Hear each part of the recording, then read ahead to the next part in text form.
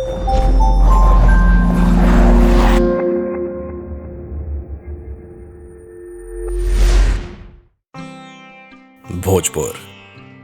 मध्य प्रदेश की राजधानी भोपाल से 32 किलोमीटर की दूर पर स्थित है। यहाँ पहाड़ की श्रृंखला से घिरा हुआ है।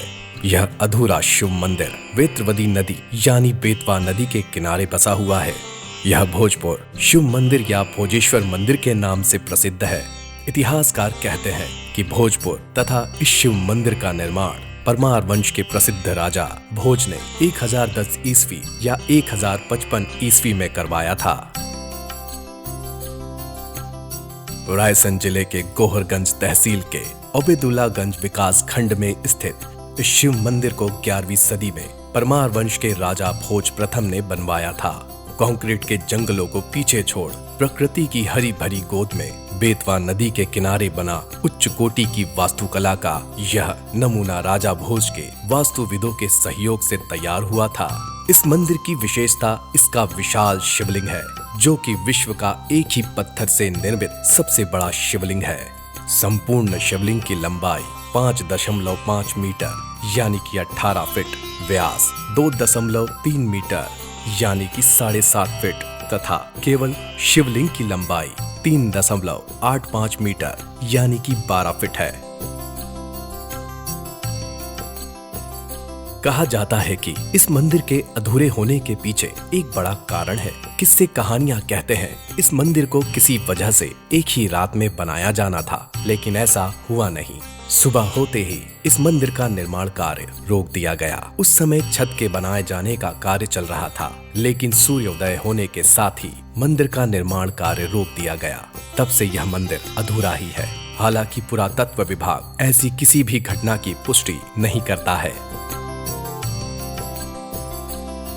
इतिहासकारों के अनुसार इस मंदिर का निर्माण भारत में इस्लाम के आगमन से पहले हुआ था। अतः इस मंदिर के गर्भगृह के ऊपर बनी अधूरी गुंबदकार छत भारत में ही गुंबद निर्माण के प्रचलन को प्रमाणित करती है। भले ही उनके निर्माण की तकनीक विभिन्न हो, कुछ विद्वान इसे भारत में सबसे पहले गुंबदीय छत वाली इमारत भी मानते हैं। इस मंदिर का दरवाजा भी किसी हिंदू इमारत के दरवाजे से सबसे बड़ा है। इस मंदिर की विशेषता इसकी 40 फीट ऊंचाई वाले इसके 4 स्तंभ भी हैं। गर्भगृह की अधूरी बनी छत इन्हीं 4 स्तंभों पर टिकी है। भोजेश्वर मंदिर के विस्तृत चबूतरे पर ही मंदिर के अन्य हिस्से मंडप, महामंडप तथा अंतराल बनाने की योजना थी। ऐसा मंदिर के निकट के पत्थरों पर बने मंदिर योजना से संबंध नक्शों से पता चलता है।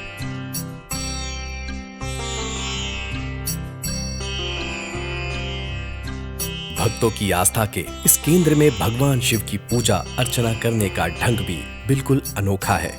शिवलिंग इतना बड़ा है कि उसका अभिषेक धरती पर खड़े होकर नहीं किया जा सकता। अंदर विशालकाय शिवलिंग के कारण इतनी जगह नहीं बचती कि किसी अन्य तरीके से शिवलिंग का अभिषेक किया जाए। इसीलिए हमेशा से ही इस शिवलिंग का अभिषेक और पूजन इसकी जलहरी पर चढ़कर ही किया जाता है। कुछ समय पहले तक आम श्रद्धालु भी जलहरी तक जा सकते थे, लेकिन अब सिर्फ पुजारी ही दिन में 2 बार जलहरी पर चढ़कर भगवान का अभिषेक और पूजा करते हैं।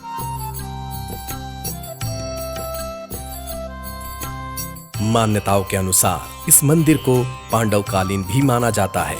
कहा जाता है कि पांडवों के अज्ञातवास के दौरान वे भोपाल के नजदीक भीमबेटका में कुछ समय के लिए निवासरत थे। इसी समय में उन्होंने माता कुंती की पूजा के लिए एक भव्य शिव मंदिर का निर्माण किया था। इस मंदिर को बड़े बड़े पत्थरों से स्वयं भीम ने तैयार किया था, ताकि पास ही बहने वाली बेतवा नदी में स्नान के बाद माता कुंती भगवान शिव की उपासना कर सके। कहा जाता है कि कालांतर में यह विशाल शिवलिंग वाला मंदिर राजा भोज के समय विकसित होकर भोजेश्वर महादेव मंदिर कहलाया।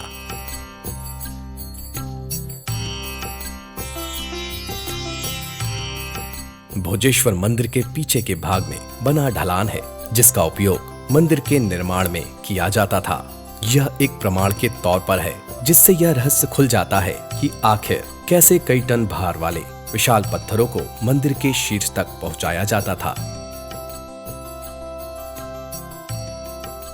इस पावन स्थल पर वर्ष में 2 बार वार्षिक मेले का आयोजन किया जाता है, जो मकर संक्रांति वह महाशिवरात्रि पर्व के समय होता है। इस धार्मिक उत्सव में भाग लेने के लिए दूर दूर से लोग यहाँ पहुँचते हैं।